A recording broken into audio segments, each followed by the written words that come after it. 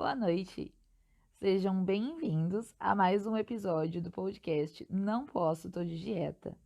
Essa semana eu completo um mês entrevistando pessoas e disponibilizando em formato podcast para vocês. Eu quero dizer que eu tô muito feliz. É muito importante esse carinho, esse apoio que vocês têm me dado. Todo esse feedback é muito importante para o meu desenvolvimento. E eu espero que vocês fiquem comigo, porque eu tô preparando muita coisa legal, muita entrevista boa. E hoje eu entrevistei uma mulher incrível, nutricionista, chefe de cozinha, professora, mãe, a Giovana Costa. Veio contar pra gente coisas incríveis e falar sobre assuntos muito importantes, como bullying, autodepreciação e outras coisas que envolvem a estética e a nutrição e a maternidade e tantos outros assuntos que são muito importantes e que a gente quase não discute. Então, essa entrevista é um pouquinho longa, mas vale cada minuto. Eu não consegui cortar nada da entrevista, que tudo é muito relevante. Fica com a gente do começo ao fim, que você não vai se arrepender. Eu também fiz uma página no Instagram e se você quiser seguir é @nãoposso.tojedieta. Segue lá, curte lá, toda semana eu vou postar banner para vocês saberem quais são os convidados, qual é o tema da semana e para a gente trazer o público para participar do podcast também. Então, muito obrigada desde já e fica comigo até o fim.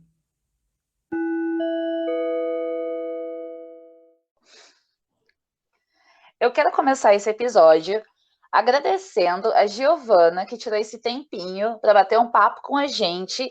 A Gi, que é essa mulher maravilhosa, incrível, nutricionista, professora, mãe, cozinheira, mulher, tudo que você imaginar. Eu preciso de um episódio inteiro só para contar as qualificações da Giovana.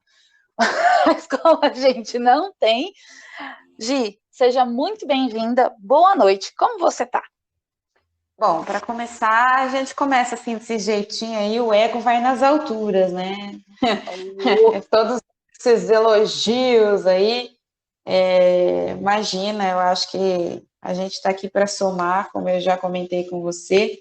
Eu fiquei muito feliz com o convite, porque é um assunto que eu domino, é um assunto que está nas trend topics aí, vamos assim dizer, e agradeço pelo convite, antes de mais nada aí. Vamos quebrar uns tabus aí hoje. Oh, muito importante. A Gi, ela tem todo esse jeitinho dela, e ela é uma professora super descolada, então hoje não vai ser nem uma entrevista, isso aqui vai ser uma aula. Ah, que isso! Imagina, vamos fazer um bate-papo gostoso aí. Ô, Gi, eu vou começar com a pergunta que eu acho que assim, você é nutricionista, você é Uhum. chefe de cozinha, existe essa conexão com a nutrição e com a imagem e com o corpo. Qual é a sua relação com o seu corpo hoje, Gi? Atualmente, eu me aceito muito bem. Eu acho que eu estou em um patamar de aceitação assim que transcendeu. É uma coisa que eu desejo para todas as mulheres. Apesar de tudo o que aconteceu na minha vida aí nesses últimos anos, que a vida ela traz marcas e traz marcas para o nosso corpo também, seja estria, seja ruga. Eu conheço uma pessoa que falou para mim que os piratas antigamente eles eram reconhecidos pelas suas marcas, pelas suas cicatrizes, porque isso mostrava histórias para contar. E eu acho que o nosso corpo é igual. A gente devia se orgulhar das nossas marcas e das nossas cicatrizes, porque são histórias, é a nossa história, né? Então, atualmente, a relação com o meu corpo tá ótima. Eu acho que transcendeu qualquer coisa. Nossa, maravilhoso. Eu acho que é um discurso incrível e necessário todo mundo precisa entender que o seu corpo é reflexo de toda a sua história mesmo, e ele carrega tudo isso. Então, nossa, que discurso necessário, Giovana. Amei já. Mas, Gi, mas assim, não foi sempre assim, ou foi? Como era antes? Não, não foi sempre assim. Eu acho que todos passam por fases, né? E amadurecimento faz parte do processo. Quando a gente é adolescente, criança, normalmente não tem problema com o corpo. Se tem um problema com o corpo, a gente já tem que procurar algum resquício psicológico aí, que não é para ter essa cobrança, né? De criança. Aí a gente chega na adolescência. Aí a adolescência começa a trazer alguns pesos e algumas cobranças, né? Quando eu era adolescente, na verdade eu era obesa, eu estava acima, eu não gosto de usar essa palavra, eu estava acima do peso e fora de um padrão estético ali aceitável, desde que eu era criança, né? Aí os meus 10, 11 anos. Aí, quando eu cheguei na adolescência, essas pressões do padrão estético, eles começaram a se tornar maior. Porque daí vem o primeiro amor, né? Aquele crushzinho, e aí a gente começa a pensar que o crush não vai querer nada com a gente, porque nós estamos fora desse padrão. Aí surgem as pessoas que são maldosas, que sempre tem, né? E elas começam a fazer piada e você começa a tomar aquilo como uma verdade na sua vida, e não é, já vou deixar isso bem claro, não é. Nós somos muito mais do que o nosso padrão estético, né? Aquele padrão estético ali.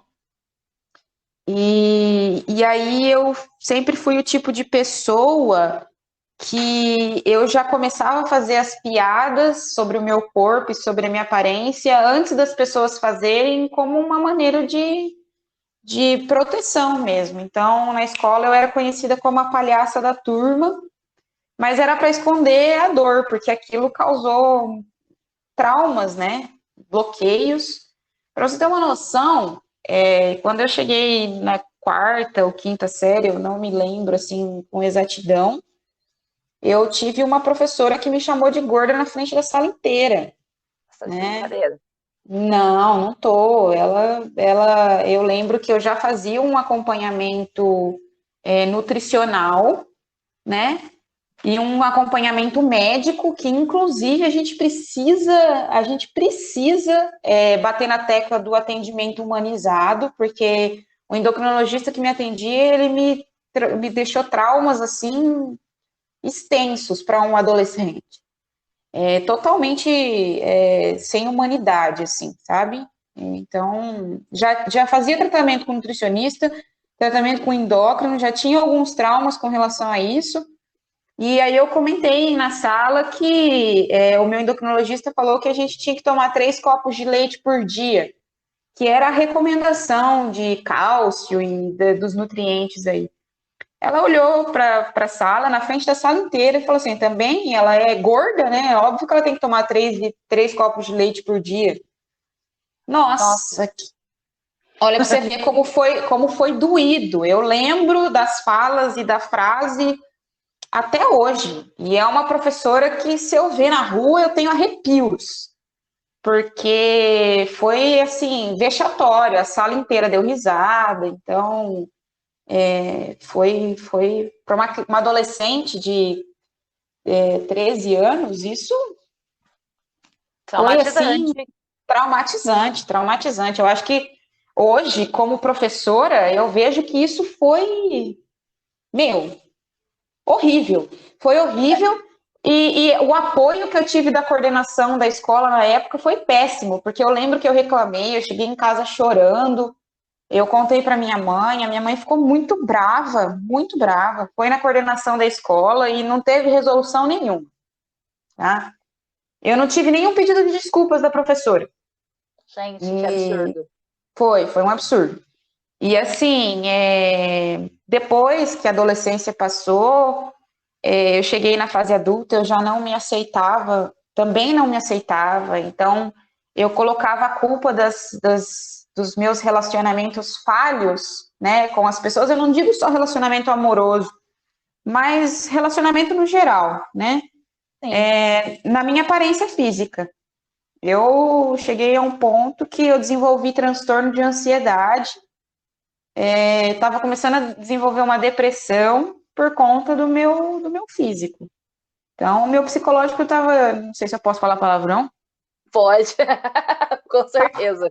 estava completamente fodido o meu psicológico. Acho que por todas por todos os traumas, né? E eu nem tô citando a família, porque eu tinha primos que a maioria dos meus primos eram homens, né?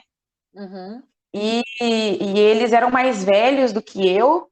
Pra você ter uma ideia, eu tinha trauma de Dragon Ball, desenho Dragon Ball, porque o meu Ah, primo me chamava de Majin Buu, porque eu era, como eu sou muito branquinha, eu era rosinha e gordinha.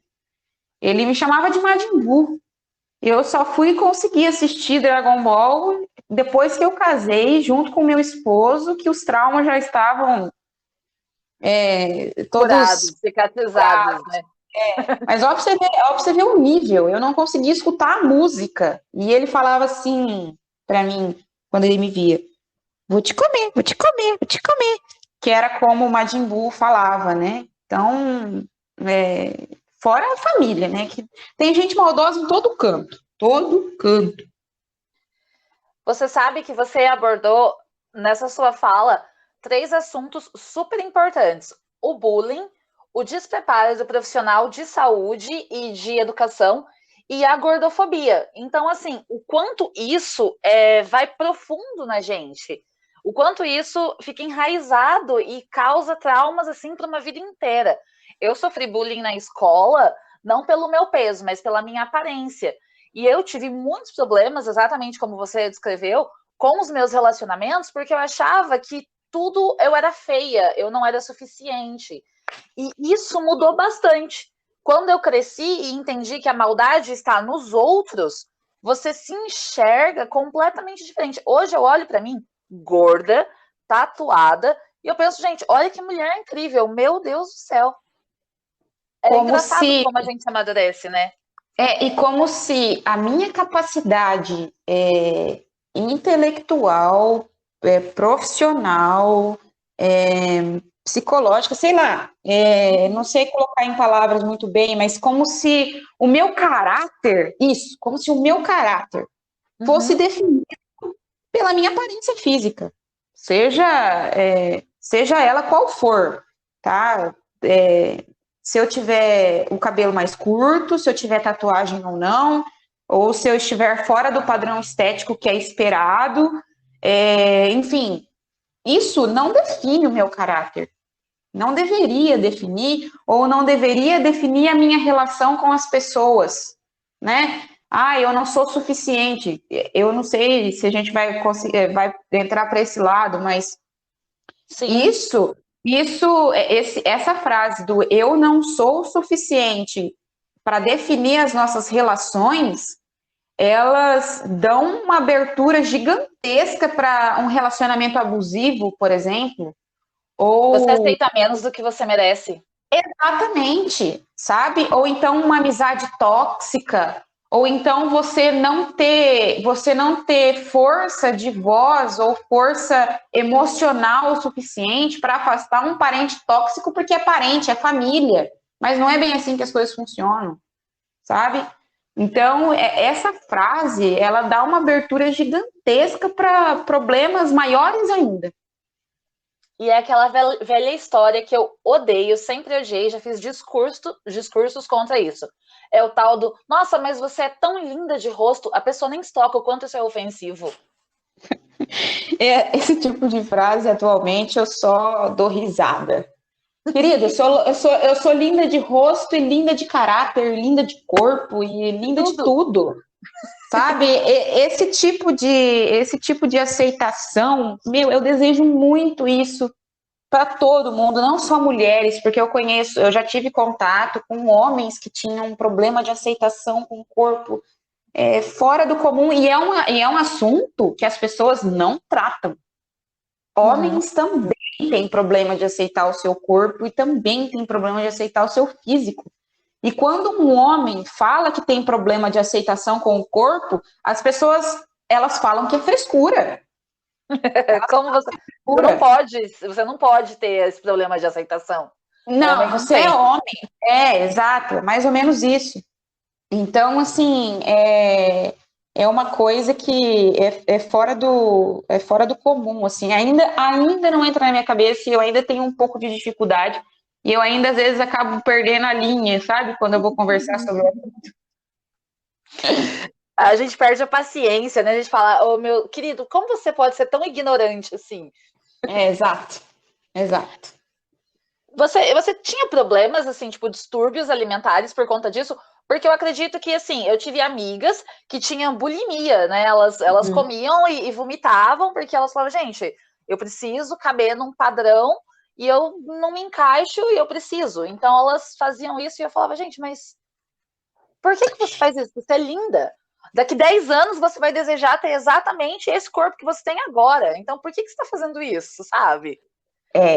Eu acho que a gente precisa conceituar transtornos, né, alimentares aí.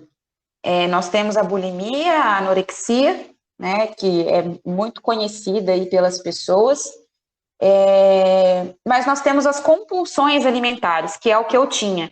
Eu me via, principalmente quando eu desenvolvi o transtorno de ansiedade generalizada, que foi um pouco antes de eu me submeter à cirurgia, que eu acho que a gente vai falar um pouquinho mais pela frente aí no podcast. Uhum. Eu tinha assim, eu ficava ansiosa e eu comia para sanar essa minha ansiedade, me sentia culpada por ter comido, aí eu me olhava no espelho, me sentia mal pela minha imagem corporal, aí eu comia mais. Então, eu tinha uma compulsão alimentar. Eu tô feliz, eu vou comer, eu tô triste, eu vou comer, eu tô E triste porque eu comi. descontamos na comida. E a gente tem Uhum. um outro tipo de transtorno alimentar, que é a vigorexia, que são aquelas pessoas sabe aqueles bitolados da academia? Que Sim. o corpo, a estética, é tudo, e eles se tornam aqueles marmiteiros chato. Nossa, meu, eu sei que eu vou ser, pode ser que eu seja massacrada por isso, mas é aqueles marmiteiros chato que não sai com os amigos, porque ninguém suporta, sabe? Tudo é marmita, tudo é marmita, tudo é marmita. E a gente tem a ortorexia também. Ortorexia é aquela pessoa que é extremamente pilhada com calorias, com o que vai comer, com o que não pode comer, e chega a um nível que ela não socializa, ela não sai com as pessoas porque ela não consegue olhar uma pessoa comendo uma batata frita, por exemplo. Isso é um distúrbio alimentar, tá? Ela, ela cruza essa barreira do tipo assim, só o meu distúrbio. Eu tenho que Isso, causar na comida do outro ali, que eu tô vendo o cara comer uma batata frita, eu tô contando as calorias dele, não é nem minha. Então isso é um distúrbio. exatamente. E quando a gente aborda esse assunto, que é da vigorexia e da ortorexia, a gente é taxado de, muitas vezes, de desleixado, ou então o tipo de pessoa que não consegue controlar suas vontades alimentares, porque isso é ser saudável. Mas, gente, quando a gente passa de um limite de equilíbrio, porque tudo é equilíbrio, a gente que é nutricionista, a gente aprende sobre equilíbrio. O que é em falta faz mal e o que é em excesso faz mal. Então, quando a gente passa desse nível de equilíbrio, já se tornou um transtorno e as pessoas não entendem isso. Não é só porque ela está comendo saudável que ela está sendo saudável. Você Exatamente. entende? O comportamento não é saudável. Exatamente. O comportamento, a cabeça da pessoa não está saudável. Ela está precisando de um apoio psicológico. E isso as pessoas não entendem. Não é a pessoa, porque a gente tem que conceituar isso, tá, Camila? que a pessoa que está, vamos dizer assim, acima do peso, mas ela está acima do peso não saudável, tá? Porque isso existe, ela se alimenta mal, ela não se exercita, a cabeça dela não tá legal, ela precisa se cuidar. Então, Camila, a gente precisa entender os dois extremos, os dois lados, tá? Uma pessoa que está acima do peso, tá? Eu nem estou entrando no fato do padrão estético, estou entrando no fato saúde, tá? A pessoa que está acima do peso e ela se alimenta mal, ela não se movimenta, ela não faz exercício físico e ela não está se sentindo bem com aquilo, né? Ou está se sentindo bem, enfim. Mas o corpo dela está demonstrando que o negócio não está legal. O colesterol está alto, a pressão está alta, está com diabetes, ou então está ali com um pré-diabetes, talvez. Ela precisa se cuidar e ela precisa se tratar. E eu não estou falando por questão estética. Eu estou falando saúde, tá? Sim. Saúde. E as pessoas que estão do outro lado, no extremo do outro lado, elas comem, entre aspas, saudável, tá? Salada, e enfim, e nem vou entrar no âmbito de que comer saudável não é só comer salada, né? Exatamente. Ou só comer a integral. Isso, enfim, sem açúcar, isso não é ser saudável, né? E ela vai na academia manhã, tarde e noite, não respeita um período de descanso do corpo, que o corpo precisa desse período de descanso. Ela também não tá legal, ela também precisa ser tratada, tá? Então, claro, são dois extremos. As pessoas têm que desvincular a estética corporal da saúde, porque uma pessoa que é magra, ela não está magra, né, nos padrões da sociedade, ela não está necessariamente saudável, e uma pessoa que está gorda nos padrões da sociedade não está necessariamente não saudável. Tá? Olha, então, eu te amo, já. Quero te dar um abraço, Gi. Isso não existe. Hoje, eu gostei muito de acompanhar as Olimpíadas, porque quantas pessoas que estavam nas Olimpíadas, que estavam fora do padrão estético, saudável, que é magro, trincado, dos atletas que a gente via antigamente, quantas? Eu vi várias. Só que isso não quer dizer que elas não estavam saudáveis, porque elas estão se movimentando, elas provavelmente comem bem, mas não precisa vincular a saúde delas com a estética corporal. Às vezes eu pego uma pessoa que está fora da estética corporal e faço uns exames nela, ela está bem melhor do que uma pessoa que está dentro da estética corporal, a dita magra, que a gente fala que é o falso magro, né? Então, tem colesterol alto, tem diabetes, tem pressão arterial elevada, tem problema para dormir, tem ansiedade, tem depressão, às vezes tem problema de aceitação estética com o próprio corpo também, porque está magro demais, não come bem, não se exercita, não se movimenta, tem mais gordura corporal do que músculo, mas as pessoas teimam em dizer que ela está bem porque ela está magra. Exatamente. Aonde? Exatamente. E sabe que é muito engraçado? Eu tenho uma conhecida que você olha, ela é tipo assim, modelo, capa da Vogue, Victoria's Secret, magra, padrão sociedade ali. Você olha e você fala, gente, só que a pessoa, ela tem vários problemas de saúde, tem diabetes, não cuida, inclusive. Você olha a pessoa magra e você fala, gente, essa pessoa tá magra. Aí você me coloca do lado da pessoa e fala, nossa, mas a Camila deve ter um monte de problemas. E eu fui lá, fiz meu check-up e, gente, nem uma diabetes apareceu lá. Tá tudo em dia, né? Eu tenho um termo que me dá arrepio quando eu escuto. Eu tenho certeza que isso vai surgir, tá? Depois dessa nossa conversa. Ai, mas ela tá romantizando a obesidade. Ah, eu tenho vontade de morrer, Giovana. Pelo amor de Deus, quem que romantiza algo do tipo? A gente acabou de falar que a gente sofre, que as pessoas sofrem gordofobia, que sofrem bullying, que sofrem pressão estética, que sofrem pressão da sociedade. Como que alguém vai querer romantizar isso? Sabe? Exatamente. Você acha que eu adoro ser xingada? Você acha que eu adoro chegar num lugar e as pessoas me olharem torto? Você acha que eu gosto de sentar numa cadeira e sentir que minha bunda é maior que a cadeira? Você acha que eu adoro isso? Você acha que eu gosto de chegar numa loja que se diz plus size e não ter uma roupa que entre em mim? Ou então você acha que eu gosto de entrar num provador dessas lojas genéricas da vida aí, que tem várias espalhadas pela cidade, pelo estado, pelo país, e ele dizer que é número 46, mas o número 46 não passa nem na minha perna. Eu acho que as pessoas elas não entendem o quão difícil é não estar no padrão estético que a sociedade quer que você esteja.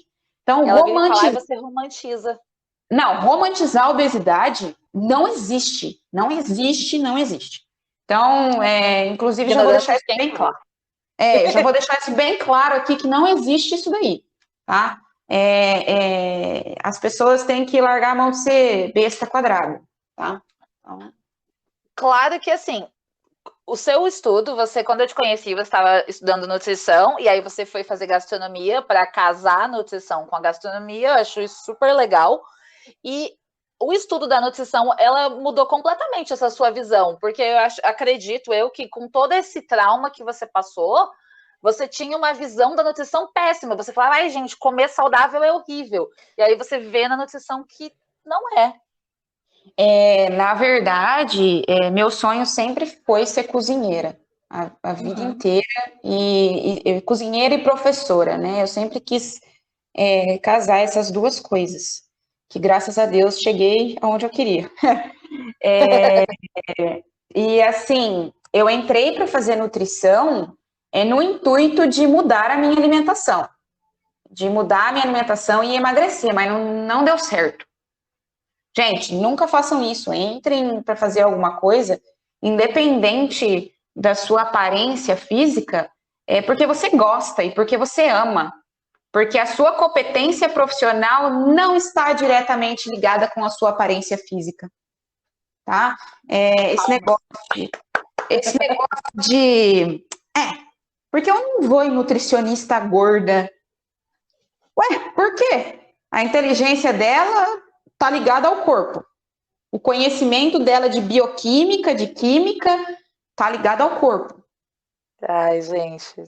Eu fui na. Então é engraçado que você fala, porque é realmente que as pessoas falam, eu não vou na nutricionista gorda. Imagina, se ela não consegue dar conta do corpo dela, ela vai dar conta do meu? Mas, Camila, você sabe por que eu falo isso? Porque foi o que eu escutei. Porque quando eu me formei na faculdade, eu ainda estava, entre aspas, gorda. Uhum.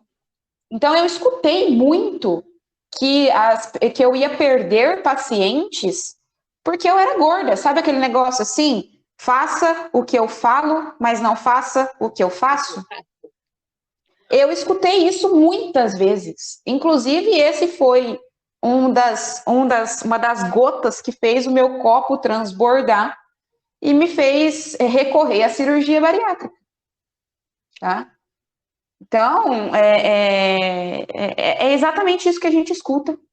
E é um tabu que precisa ser quebrado.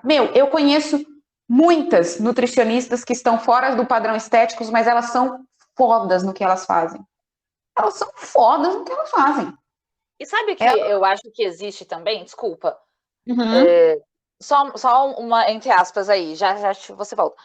Existe a nutricionista que tipo assim, fez a bariátrica, esconde isso do paciente e fala para ele coisas horríveis da bariátrica. Não, daí não, né? Eu escondia dos meus pacientes que eu tinha feito a bariátrica, não porque eu queria mostrar que eu tinha emagrecido por mérito, porque é isso que as pessoas falam. Quem faz a bariátrica pulou etapa, mas não é bem assim que as coisas funcionam, porque a cirurgia bariátrica ela é uma abordagem nutricional, tá? Porque ela vai. Por que a gente emagrece? A gente emagrece porque a gente promove um balanço energético negativo. A gente consome menos do que a gente gasta por dia, tá? Então, essas abordagens nutricionais que a gente conhece aí, low carb, paleolítica, dieta da sopa, dieta da lua, dieta do sangue, essas coisaiadas toda aí, elas nada mais são do que um balanço energético negativo. Você gastar mais do que o que você consome, tá? E a cirurgia bariátrica, ela faz exatamente isso. Ela me dá um balanço energético negativo, porque eu não consigo comer muito, porque a capacidade do meu estômago está reduzida, né? Mas, se eu fizer em todas as refeições do dia eu comer 2 latas de leite condensado, eu não vou estar promovendo um balanço energético negativo. Então, eu tenho que aprender a comer da maneira correta, tenho que me exercitar da mesma forma. Então, não é fácil para quem faz a cirurgia bariátrica. Psicologicamente, não é fácil. Então, a gente tem que fazer todo um trabalho psicológico também, como qualquer outra pessoa que está querendo emagrecer, porque precisa fazer um trabalho psicológico também. Tá? É um cuidado pós-cirúrgico que você precisa manter pela vida inteira. Porque tem gente que faz a bariátrica, desculpa, tem gente que faz a bariátrica e fala, ai, mas a pessoa fez a bariátrica e ganhou todo o peso de novo. Lógico, ela não mudou o comportamento dela. Exatamente. Bingo, matou a charada. Ela não mudou o comportamento dela. Então, eu escondia dos meus pacientes que eu tinha feito a cirurgia bariátrica por conta dos julgamentos que uma pessoa que faz cirurgia bariátrica sofre. Ó, pra você ver como é louco. Você vê como é louco. Eu fiz a cirurgia bariátrica para poder, na época, eu não tinha concepção de que aquilo ali era para minha saúde. Por que foi? Porque eu já estava com gordura no fígado, eu estava com problema no joelho, eu estava com problemas psicológicos já, que estavam acoplados ali à minha obesidade. Eu não estava saudável, tá? Mas eu não tinha essa concepção na época de que eu não estava saudável. A minha ideia era fazer a cirurgia bariátrica para poder usar um biquíni sem passar vergonha, tá? Então, olha para você ver que louco. A gente se submete a uma cirurgia, que a gente é sedado, a gente passa por anestesia, o pós-operatório é horrível. É horrível. Super invasivo, né? Super invasivo. A gente passa por um procedimento cirúrgico para poder se enquadrar aos padrões da sociedade, né? E a gente é julgada por essa mesma sociedade porque a gente fez uma cirurgia bariátrica e a gente cortou caminho. É difícil agradar todo mundo, né, gente? É muito louco. Então, assim, é difícil você agradar todo mundo. É aquela famosa frase, se nem Jesus Cristo agradou todo mundo, quem dirá eu, né? E olha, eu não faço, hoje eu não faço nem questão. E não é falta de educação, é porque realmente é uma questão de saúde mental. Eu não posso agradar uma pessoa, eu preciso estar feliz comigo. Exatamente. E saudável para quem eu amo, porque eu acho que é isso que é importante. O que eu queria te perguntar também, você fez a cirurgia bariátrica e daí você engravidou. Eu fiz a cirurgia bariátrica dia 4 de julho de 2018. Né? Os médicos, eles orientam que as mulheres engravidem 2 anos após, porque aí já passou pela fase de estabilização de peso e tudo mais.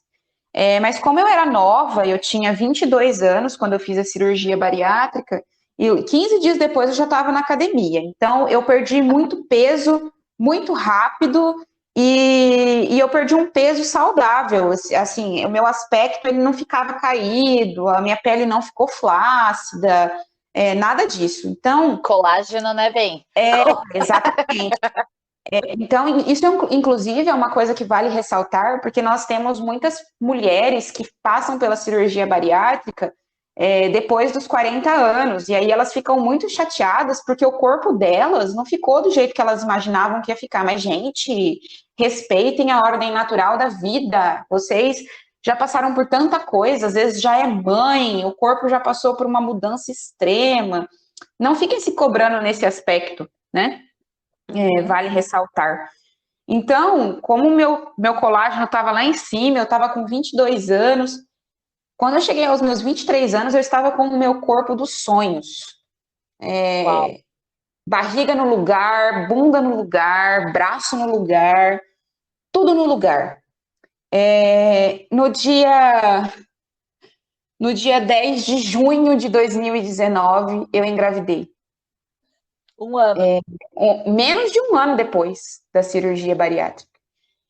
Meu Deus, que desespero, desespero emocional que eu passei naquela época. Eu achava que meu corpo, que eu ia engordar, que meu corpo ia ficar flácido, que eu ia ter estria, mas eu entrei numa neura fora do comum, sabe? Gente, é doença. Isso é doença. Vocês conseguem entender isso? Eu estava gerando uma vida. Era um milagre, era uma criança que ia.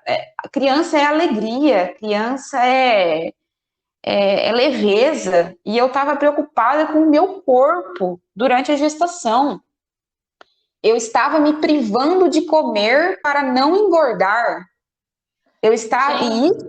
Isso é muito sério. Isso é muito sério, porque o que eu como passa para a criança. E assim, e a gente não entende que a criança vai ficar ok, porque o pouco que você come, ela vai sugar de você e vai sugar até o que está de reserva. Isso, isso vai fazer mal para a mãe. Isso vai fazer mal para mim.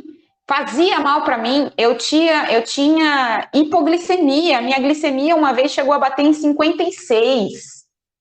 Nossa. Eu quase desmaiei na rua, porque eu não estava comendo. Sabe?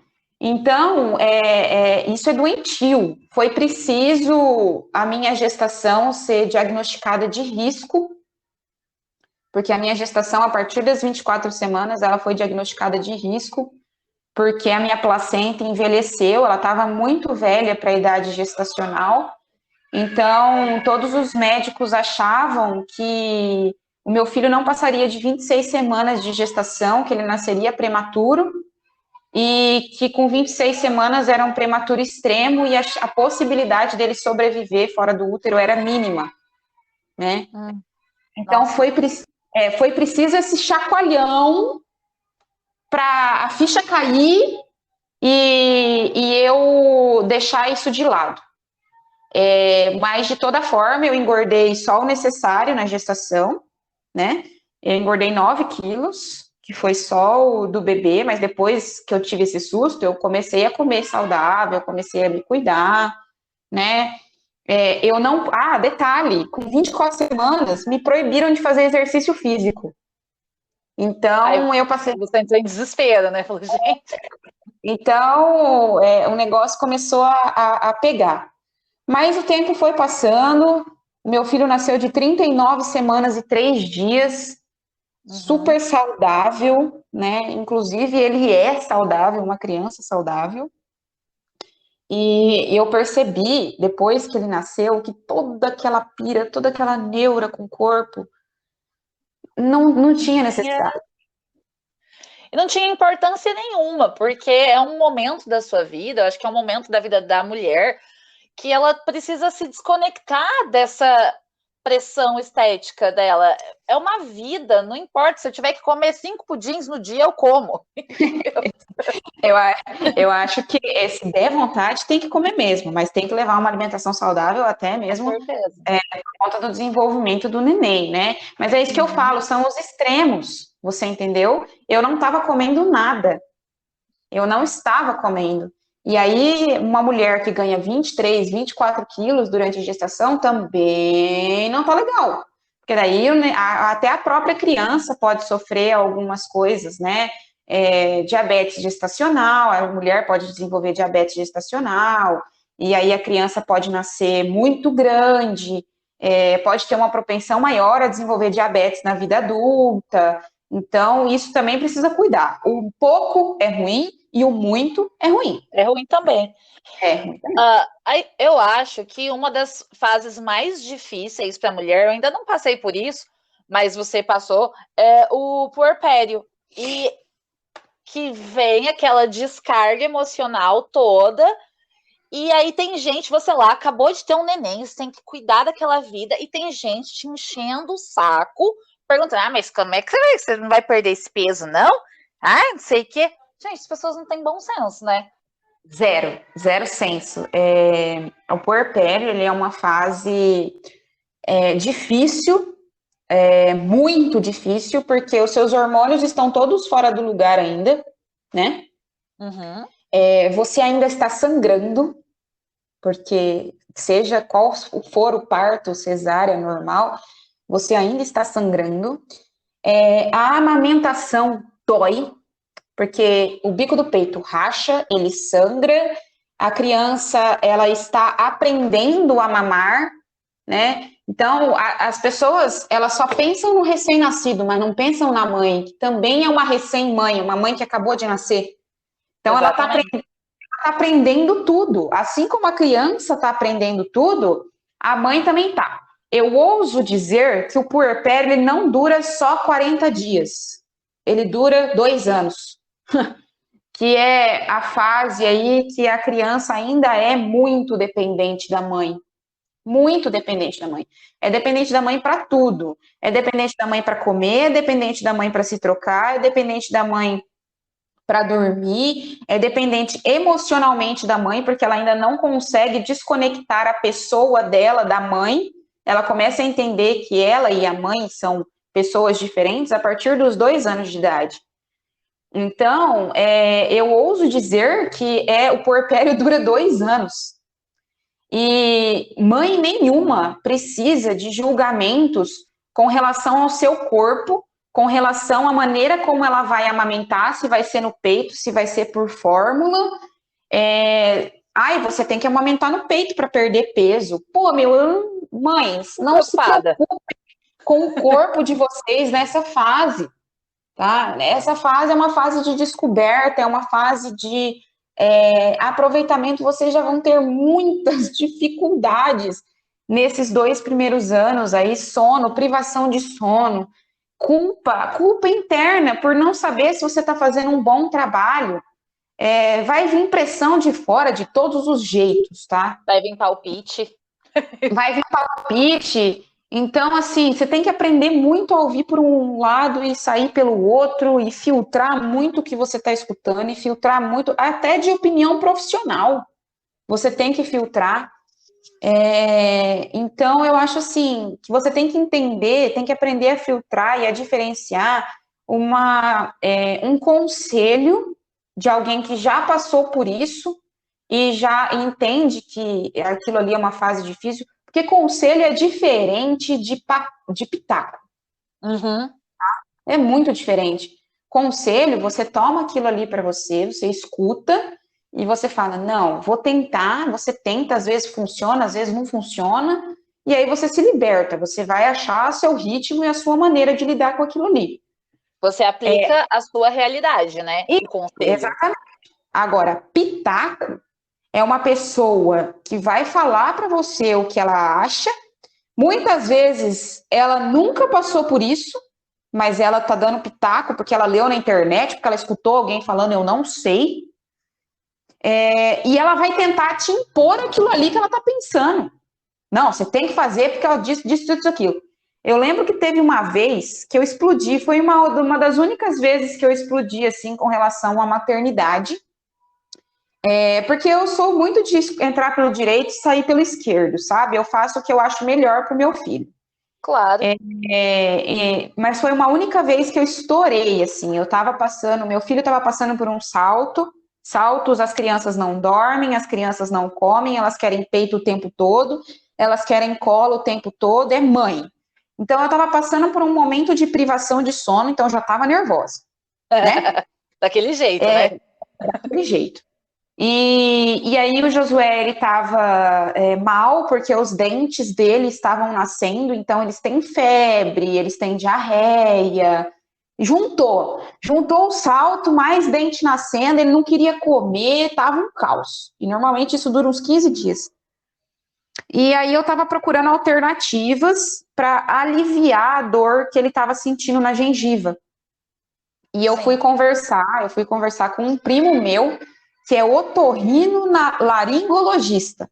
A área dele é garganta, nariz e ouvido. E eu fui conversar com ele o que ele recomendava para isso. Ele falou assim, Giovana, faça o que for.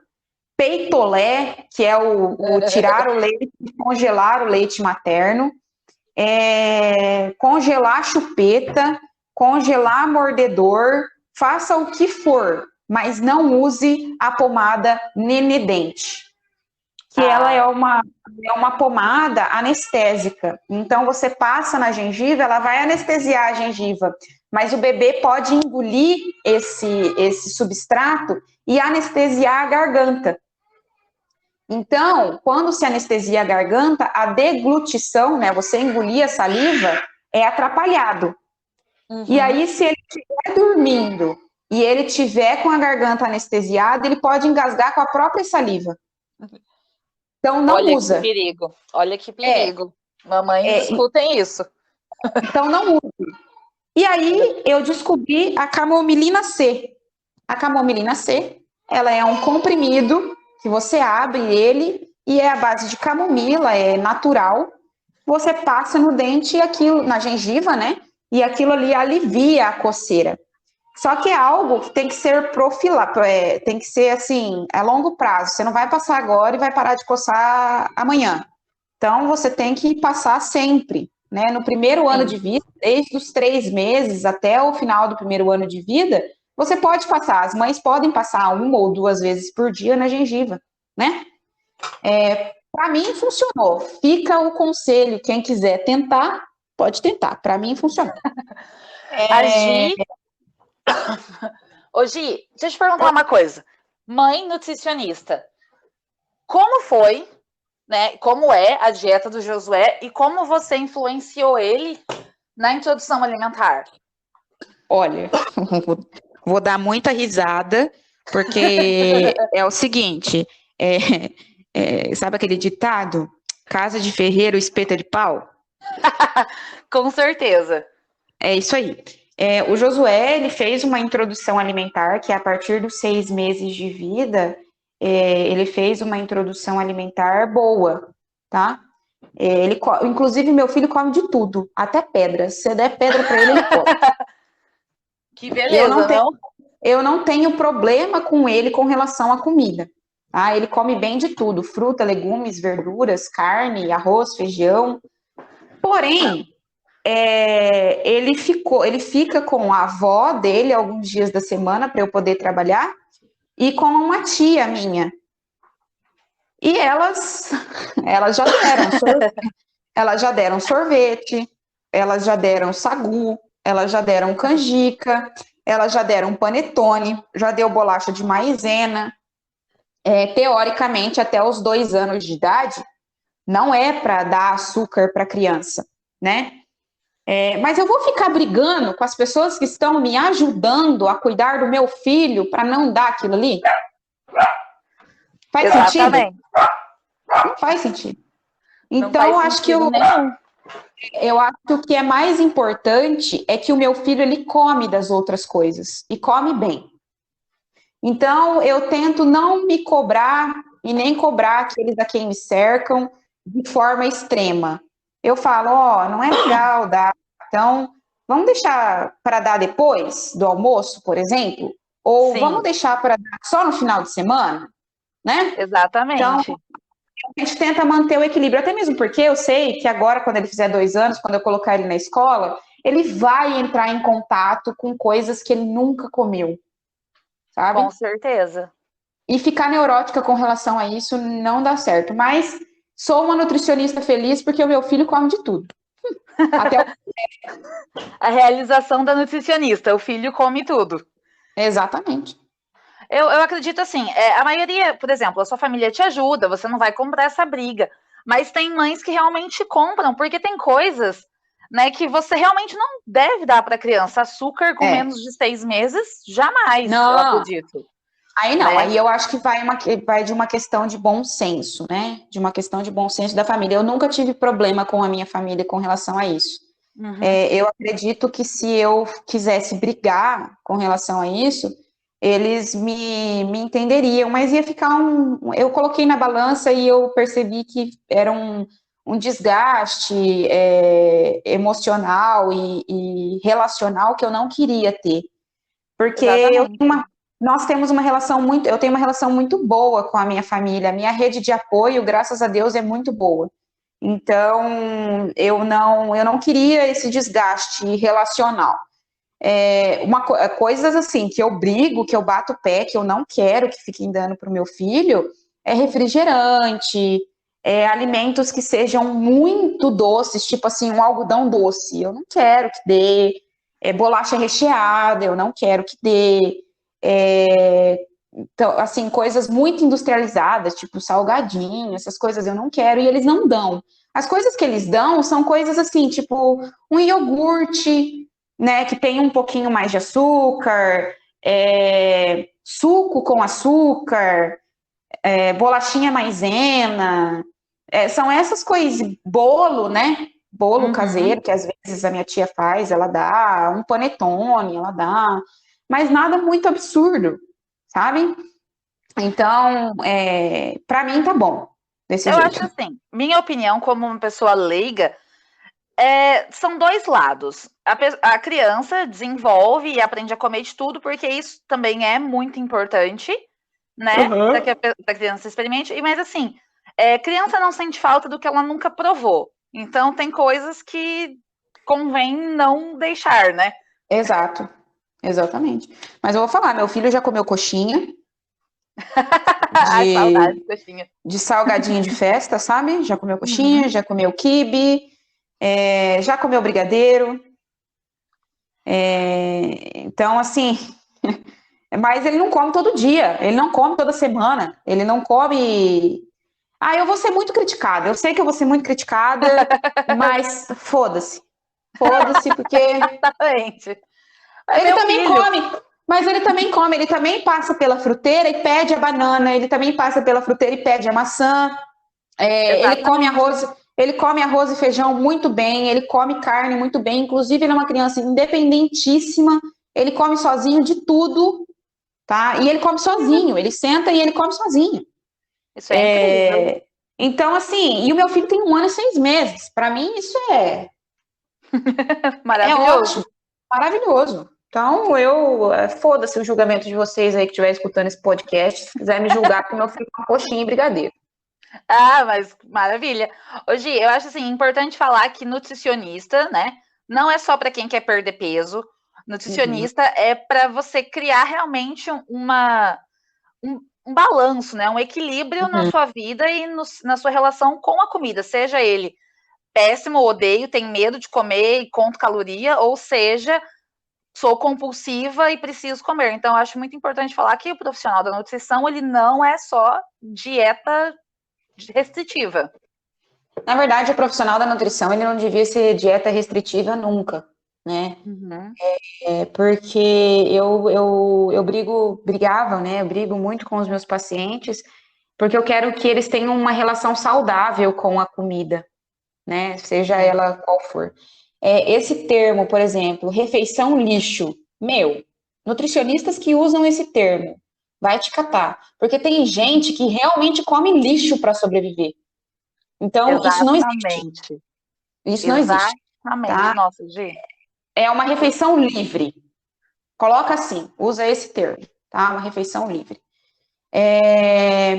Mas a gente tem que ensinar os nossos pacientes a ter uma relação saudável com a comida. Porque quando eu falo para você, Camila, que você não pode mais tomar Coca-Cola e refrigerante, o que você vai querer fazer? Tomar uma Coca-Cola. Exato. Um gelinho e um limão. Então, se eu tenho um paciente que está acostumado a tomar Coca-Cola 5 vezes na semana, o que eu vou tentar explicar para ele é que 5 vezes na semana está muito exagerado, mas que no final de semana ele pode tomar. Perfeito. Isso serve para cerveja, serve para o chocolate, serve para um bom nutricionista. Se você chega para ele e fala que você não consegue ficar sem comer o seu chocolate depois do almoço, um bom nutricionista, ele vai calcular uma dieta e adequar a sua dieta para que você possa comer o seu chocolate depois do almoço. Perfeito. Então, eu tento criar uma boa relação com a comida dos meus pacientes, porque se comer, aí eu acho que isso a gastronomia trouxe muito para mim. Comer é um ato de qualidade de vida. Porque o que a gente faz hoje? A gente se reúne com os nossos amigos ou os nossos colegas no final de uma semana difícil para tomar um chopp geladinho ou comer uma porçãozinha no final da semana, para conversar, para desabafar, para arejar, para espairecer. Gente, isso faz parte da qualidade de vida. Isso faz parte da qualidade de vida. Você se reunir aos domingos com a sua família, sendo que você fica a semana inteira, ou às vezes o mês inteiro sem ver a sua família, isso é qualidade de vida. O brasileiro tem o costume de se reunir para comer, montar aquela mesa farta. Isso é cultural. As outras culturas, né, os americanos, os europeus, eles não têm esse costume de se reunir para comer, eles são muito individualistas. A gente tem esse negócio de estar junto, de calor. Às vezes é por isso que essa pandemia está sendo tão difícil para a gente, porque a gente é muito caloroso, né? O brasileiro é muito caloroso. Chega uma tia, traz um pavê, chega outra tia, traz a farofa, a outra faz a maionese, e é todo mundo reunido. Para mim, pessoas que fazem dieta no Natal e no Ano Novo não são gente. Não mesmo. Não são gente. Falando em dieta, que a gente só fala de dieta, né? Tipo, não posta de dieta, mas você tem um conselho, tipo assim, você é uma nutricionista, as pessoas te consultam para esse papel, mas assim, conselhos, Giovana, na sua experiência, com tudo que você passou, com o bullying, com aqueles mecanismos de defesa de fazer a piada de autodepreciação, o que você falaria para uma pessoa que, tipo assim, tá se sentindo mal hoje pelo peso e quer começar uma dieta na segunda-feira? Não comece na segunda-feira, comece hoje, né? Porque a gente tem que desvincular essa ideia de dieta. Esquece dieta. Vamos aprender a comer. Vamos aprender a ter limites, a conhecer o meu próprio limite, né? E a ter equilíbrio em tudo na vida, né? O problema não vai ser você que está fazendo tá comendo bem durante a semana, aí chega no final de semana você quer comer uma pizza. Não vai ser essa pizza que vai atrapalhar o seu desenvolvimento, tá? O problema não é sair da reeducação alimentar, o problema é não conseguir voltar. A dica que eu dou é: não se cobrem, não partam para o extremo. Eu vou cortar carboidrato, vou cortar macarrão, vou cortar pão, vou cortar leite. Não façam isso, porque vocês não vão conseguir manter. E isso é uma dica, um conselho de uma pessoa que já fez todas as dietas que vocês imaginarem. Eu já fiz a dieta do Can, eu já fiz a dieta low carb, eu já fiz dieta da sopa, eu já fiz dieta do suco detox, eu já tomei Herbalife, vou citar esse nome porque doente, tá? Já tomei Herbalife, já fiz todos os tipos de dieta que vocês imaginar. E a propensão é de você se desenvolver um distúrbio alimentar, porque quando você tira o macarrão que você tanto gosta, um exemplo, né? O macarrão que você tanto gosta, quando você voltar a comer esse macarrão, você não vai comer um pegador, 2 pegadores ou um prato de macarrão, você vai comer a panela inteira. Exatamente. Isso é um distúrbio alimentar. Então, dietas extremamente restritivas, e esse recado e esse desabafo fica para as nutricionistas, tá? Parem de passar dietas restritivas aos seus pacientes, Porque a propensão, a chance, a probabilidade dele desenvolver um distúrbio alimentar é enorme. Um distúrbio alimentar ou um distúrbio de imagem é enorme, tá? Então, ensinem o paciente de vocês a ter uma boa relação com a comida, a ter uma boa relação com vocês, que eles não cheguem ao ponto de falar, puta merda, que saco, hoje é dia de ir na nutricionista. Tá? Que seja um passeio, né, ir na nutricionista, que seja prazeroso. Que eles consigam encontrar em você uma parceria, sabe? Uma parceria para poder chegar no objetivo deles, que é ter uma alimentação saudável, certo? Então, fica aí essa chamada aí para esses nutricionistas que são extremamente abusivos nas formas em que lidam com os pacientes. Sejamos mais humanos. A gente tem que tentar entender que as marcas e as dores das pessoas, elas são histórias, né? Eu não posso querer lidar com a Camila da mesma forma que eu lido com a Suzana, tá? Porque são pessoas diferentes, né? Então, que mulher, Brasil, né, gente? Que mulher. Fica aí, gente, porque hoje eu peso aí os meus 56 quilos, já pesei 120, tá? Então, peso aí os meus 56 quilos, mas eu tenho braço de tchauzinho e adoro, meu filho também adora ficar apertando, tenho barriga molinha, tenho barriga flácida, tenho estria, tenho celulite, não tô trincada, minha barriga não é trincada, eu sofri um acidente, né, eu fui queimada, então eu tive 20% do corpo queimado, mas eu tenho cicatrizes ainda do acidente, da queimadura, e me acho bela, sabe? Nossa, lembra da história do pirata? Sempre que alguém falar alguma coisa para vocês, lembrem da história do pirata. Um bom pirata era conhecido por ter marcas e cicatrizes, porque isso significa que ele tem história. Então, eu acho que é abraçar, sabe? Eu abraço a sua história, porque a sua história fez você ser o que você é hoje, tá? Ai, e se foi uma história que te marcou de maneira ruim, para agora, procura a ajuda do profissional que deve ser procurado se isso te causou traumas, mas para ali e deixa isso para trás como aprendizado. Começa do zero, porque isso não pode definir o que você é, né? Então, eu acho que a sua história, ela é uma carga tua, né? Isso te mostra para as pessoas o seu desenvolvimento como pessoa, né? O desenvolvimento pessoal. Mas saiba que isso não te define. Se é algo que não te dá orgulho, isso não te define. Agora, se dá orgulho, mulher, a minha avó falava, se é de gosto, arregala o peito. Então, arregala o peito, abraça e, toma isso como forma de crescimento pessoal mesmo. Gi, eu, preciso usar 1000 palavras para agradecer você.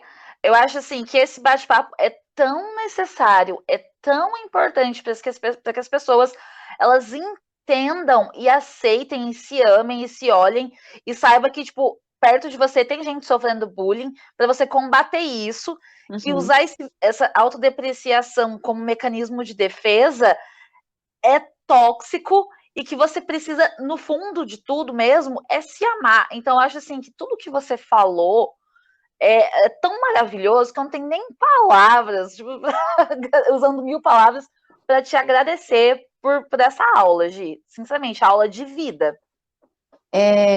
Eu acho que se você fica aqui, estou à disposição, se quiser falar sobre isso mais vezes, porque ficou muitas coisas assim que às vezes surgem algumas dúvidas, né? Não sei, às vezes surgem algumas dúvidas aí conforme a galera foi escutando o podcast. Eu me ponho à disposição, né? Até se a Camis quiser depois colocar aí as minhas redes sociais, eu fico à disposição para conversar. Sempre que quiserem conversar, Nem precisa ser sobre nutrição, é mais assim, tipo, desabafar mesmo. Porque eu sei como é sofrido, porque eu passei por isso. Eu acho que os meus trabalhos como nutricionista, às vezes, eles se tornam mais eficazes porque eu realmente sei o que meu paciente está passando, do fundo do coração. Então, eu acho que a gente precisa lutar por aqueles que não têm força para lutar, tá? Seja ele quem for, se for homem, mulher, trans, o que for. Todo mundo, todo Todo mundo. mundo, todo mundo. É, A gente tem que lutar, quem tem força para lutar, tem que lutar por aqueles que não têm. Então, tudo que você puder fazer pelo próximo, tudo que você puder combater de bullying, faça. isso aí, se precisar chegar na voadora, chega. Chama a gente. Chama. Gi, eu quero falar que no próximo episódio, esse episódio foi incrível, e no próximo episódio eu vou super me aprofundar na bariátrica. Eu tenho uma convidada que vai falar com a gente sobre todos, ela é recém-operada, então ela vai contar todo o processo dela, né, da bariátrica, e dizer que, assim, hoje foi incrível, super necessário, e eu tô, assim, boca aberta. Muito obrigada, gente. Imagina que eu que agradeço a oportunidade de ter podido Ah, falar um pouco, né? esqueci do mais importante, gente. Quem tá me ouvindo, que são meus amigos que não seguem a Gi ainda, segue o arroba dela, né, Gi? É arroba Giovana Costa C no Isso. Instagram. E a Gi, ela assim, ela faz tudo, ela é tipo a Daenerys Targaryen. Aham. E ela faz tudo. Se quiserem seguir o meu perfil profissional também, chef_Giges. E aí eu posto algumas receitas. Aí é o perfil da Cumilança, né? Eu posto algumas receitas lá, podem seguir também. E se precisarem desabafar, estaremos aí. Muito obrigada, Gi. Um beijão para você, um beijo no Josué, um abraço aí, né, no seu marido, para todo mundo, sua família linda. A Gi fez 2 anos de casada e ela é perfeita, Gi. Só perfeita, Gi. É só o que eu posso falar. Ai, para com isso. Você também, mulher. Mulherão. Ai, ai.